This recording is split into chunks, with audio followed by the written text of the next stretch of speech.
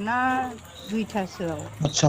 ओमफ्राय कल खालामनानै फैबाय आरो ओमफ्राय मानसिया बिनि सानसे ना साननै सिगां बिमाया फैसा हैदोंनो हस्टेलाव आतसा बे फैसाजोंनो बियो ड्राग्स बायदों जाहैदों औ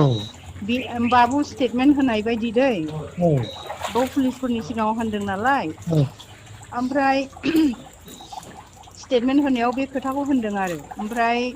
दाना बे गथ'आ फैबाय फैनानै गावनो ड्राग्सखौ फुरा लाबोखादोंनो आतसा लाखानानैसो फैदों आरो आरो मोदोमावबो लाबोबावदों औ आंना फिसाया ड्राग्सखौ लालामोन आंना रिहाबाव दोननानै बियो 6 मास 2 बोसोरसेयानो जानोसै बाबु आतसा बोसोरसेयानो जाबाय औ ओमफ्राय नागारनानै रिहाबाव थांनानै फैखांनानै बोसोरसे जाबाय आरो दा आतसा ओमफ्राय बियो जौ ओमफ्राय सिगारेटजों थायो आरो आं निसाखौ होना औ ओमफ्राय बे बिदिजोंनो थायै थायै थाबोबाय ओमफ्राय लोगोफ्राबो बिदिनो फैयो थाङो ओमफ्राय दाना ओइदिनखालि बियो बे जिनिसखौ जानानै फैनानै आंनि न'आव फैनानै उन्दुफैदों आतसा औ ओमफ्राय उन्दुफैबाय नालाय दाना आंनि फिसाज्लाया उन्दुथों मेंनानै फैदों होननानै बुंदों जाहैदों औ स्टेटमेन्टाव होनाय बायदि आरोखि हो ओमफ्राय उन्दुदों उन्दुनानै उन्दुनायानो उन्दुस्रदनाय औ ओमफ्राय बाबुआ थिग 4:30 ओंखाम जानो बियो साननि ओंखामखौ बिदि बेलासियावसो जायो ओमफ्राय दाना दाउदै एवलायनानै ओंखाम जादों जाहैदों ओंखाम जानानै नायोब्लाबो बे उन्दुदों हंख्रदलायनाय ओमफ्राय दाना गावसोरबो साथामजों उन्दुफाबाय बेजों सानैजों उन्दुफाबाय उन्दुफानानै जेब्ला सिखारो होमब्ला मानसिया गैला ओमफ्राय गैला नालाय बिसोरो उन्दुस्लदबाय ओमफ्राय नारलायलायबाय मालायलायबाय जाहैदों सानैजों ओमफ्राय मा खालामनाया मोजां संख्रि दौबा बिदि अभार दस जानाया हुस फैयो होननानै संख्रिबो दौलायलायदोंनो गुस्थियाव हुफ्ले हुफ्ले ओमफ्राय हाथाय अरजाबजोबखाबायमोन जाहैदों होनबा ओमफ्राय दाना बिसोरथ' उन्दै मानसिफोर जाहैबायना मा खालामनाय गारजेन गैया मा गैया ओमफ्राय बेबायदियावनो बिसोरो माने आन्दाहारायनानै गोथैखौ मा खालामबाय न'आव फैबाबोथ' रायजानो गिबायना गारजेनफोरजों हाखु दाखु बोखारनानै मोनाबिलि लांनानै बेहाय दोनहैदों जाहैदों बिसोरो गावसिनि देद बडिखौ गावसिनि दायखौ एरायनो थाखाय आरो ओमफ्राय बिसोर जाम्बाना जेबो रोङा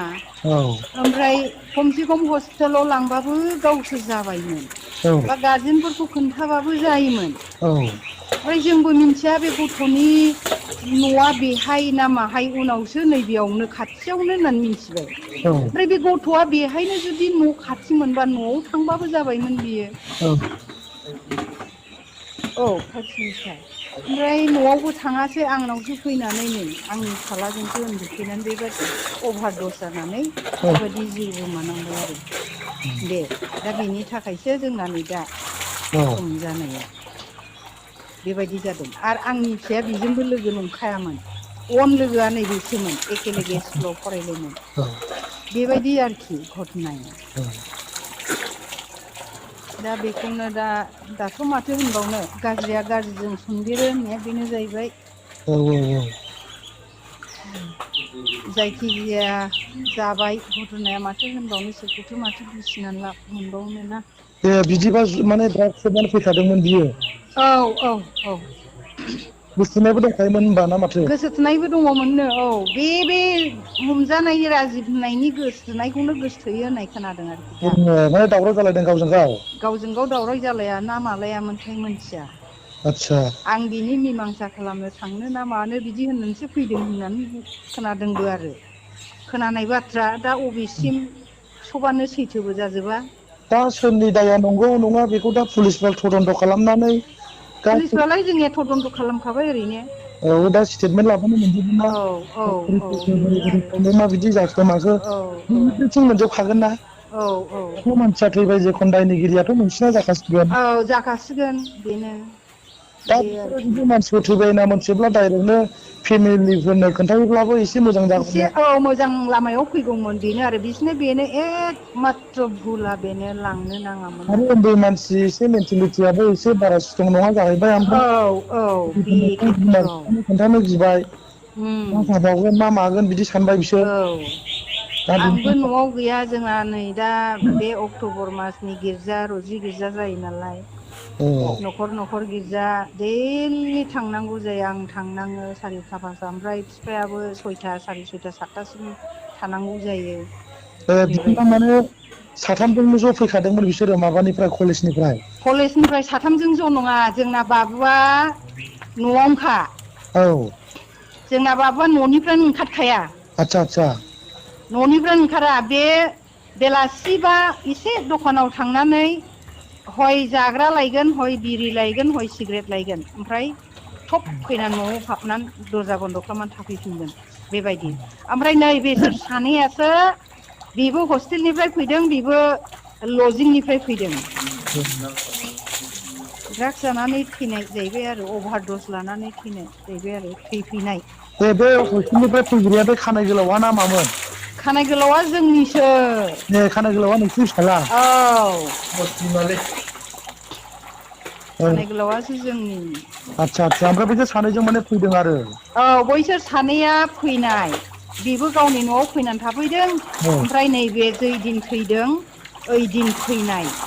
बैयो ड्राग्स माने लानानै जाय मानसिया थैदों बे अलरेडि माने ड्राग्स जानानै अलरेडि लानानै फैखानायखा ड्राग्स जानानै फैखानायखा आतसा बिजि थिजि लानानै फैजोबखानायखा आरोखि अभार दस जाफैदों आरोखि बे बियो मानसिया फुरा माने हुसानो गैयासिन फुरा हुस गैखाया आतसा ओमफ्राय नोंसिनि न'आव थाफैदों औ जोंनि न'आव थाफैदों थाफैनाय लोगो लोगो उन्दुफैदों औ उन्दुफैबाय बे आरोखि उन्दुनानै डाइरेक्ट बिसिनायाव फैनानै औ थाबाय डाइरेक्ट बिसिना ओमफ्राय गावसोर उन्दुदोंखौनो सानदों लोगोफ्राबो औ जोंनाबो बाबुआ ओमफ्राय बै माबा हमजाफानाय गथ'आबो औ ओमफ्राय बेबो सानबाय उन्दुदों ओमफ्राय गावसोरबो उन्दुफालायबावदोंनो दसे ज'नो ज'नो औ ओमफ्राय गावसोर जेब्ला सिखारनो होमब्ला बे हुस गैला औ थैनानै थाबाय मानसिया थैनानै थाबाय मानसिया औ दाने नों नोंनि न'आव थैनानै थायोब्ला नों माबायदि साननाय दा बेखौथ' बिसोरथ' माथो साननो रोङाखिसै साननो रोङासै औ बेबादि जादों आरोखि घटनाया मेन घटनाया दा प्रब्लेमा नोंसिनि न'आव थैबाय नालाय दा औ दा जोंनाव ब्लेमा गोग्लैबाय ब्लेमा नोंसिनाव गोग्लैबाय प्लास औ माने लोगो बेनो हिसाबैहाय नोंसिनाव उन्दुफैनानैहाय आरो न'खराव फैबाय नालाय दा औ गिनानै गोथै डेड बडिखौहाय गारनानै दोनहैबाय दा औ गारनानै दोनहैनानै बे बडिखौ पुलिसफ्रा मोनबाय मोननानैहाय बोरै जाखो माखो थदन्त खालामनायनि गेजेराव दा औ खोथाया दिनै खुलासा जाबाय आरो औ दा थदन्त' खालामबाय खालामजोब्बाय ओमफ्राय गुवाहाटि नै डाबल लांदों मैयाबो लांदों मैयाथ' बिसोर जोंनाव लाबोबाय पुलिसफ्रा औ औ जोंनाव लाबोनानै स्टेटमेन्ट लाबाय माब्रै लाङा माब्रै माया फुथुला लालायनानै बेखौ माब्रै बिसोरो फोथांफिननो थाखाय माब्रै खालामा बेखौबो बिसोरो देखायनांजोबबाय जोंना बाबुआनो स्टेटमेन्टखौ होदों गावनि न'आव जाजानाय हिसाबै ओमफ्राय बे खेबस्रि आरोखि आं बुंहरबाय आरो बेखौ ओमफ्राय नोंसिनालाय माहायसोमोन मादै न'आ आंनि क'क्राझारावनो नैबे बाजै हटेलनि अपजित आसा बेयावनोखा माने जोंबो थांदों थांनायालाय बाव ए जोंथ' मिथिया हाखु दाखु थांनानैहाय बिदि जों थैनायखौ नुहैबाय औ माबा दा मोनसे बिदियावनो दा माने मबाइलफ्राव गोरोन्थि ओंखारलायनाया नैबेबायदियावनो जायो आरोखि माने मिथिया हुसिया माने बैनि माबाखौल' लानानै होबाय थाबाय ओरैनि पकेरावबो उदिस लायाखिसै नै जोङो गरिबबो जाहैबाय माबा खालामनोबो मानसिफोरजों माबानो हायाखिसै बे बेनो खेथ्रआव माथो माने सैथो खोथाखौ मोनथिनो टाइम नांगौ औ औ मोनसे अरजाया खोथा जायो दा अरजाया दा तदन्थ' इसोर दं खालामनायनि जोंनिया उनाव औ इसोरानो गासिबो खालामजोबथोंसै इसोरनि सायाव निर्भर खालामबाय दा थदन्थ' खालामनायनि गेजेराव मोनजोबबाय खुलासा औ बेनो आरो गावसोरबो सैथो खोथाखौनो गासैबो खिन्थाना लाजोबखाबाय ओमफ्राय रिपर्टआवलाय माथो मोनमारदों बेखौनो मोनखादों रिपर्टआवथ' बिसिने पस्टमर्टमावथ' सेस अभार दसथा खामजोबखादोंनो गोदोनायानो गोदोना बिखाथिना खामजोबखादों औ खामजोबखादोंनो ए होमबालाय अलरेडि माने बिदि होनबालाय जमा लानानै जाखाबाय फैखानानै माबानायखायसो औ दा बे जानानै दायआ फैयामोनलाय बिदि माबा बेहुस जाफैयामोनथ'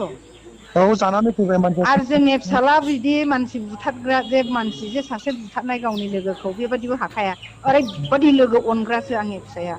औ आंखौ लोगोफोरखौ मालाबाबो बखि होआबो रायहोआबो ओरैबादि बियो लोगोफोरखौ ओरैबादि अनो औ ओरैबादि अनखायो माने रावखौबो जेबो होनहोआ औ आंसो उल्था राग जोंनानै रायजायो बेबायदि ओमफ्राय दा बिसोरो फंबायमोना जेलाव थांबाय? औ थांबाय दिनैहाय लाबोबाय नैबेहाय जेलाव क'क्राझार जेलाव। ए ओमफ्राय बेसे गोबाव दोनगोन बायदि? बिसोरखौ 3 मास दोनगोन होनदों खिन्थु आं बाबु औ माने एसे थाथ'थों नंदों खारन बियो नैबे नै दाख्लैनि केसावहाय बियो ड्राग्स मोनफिनदोंना। औ ड्राग्सखौ लाफिननाय जाबायना औ बे सप्तासेया लाफिनबाय बियो। उम ओमफ्राय गुवाहाटियावहाय थांनानै थायनायावबो बियो लाहैदों। उम ओमफ्राय नै दा लानाय जाबाय उम ओंखायनो आं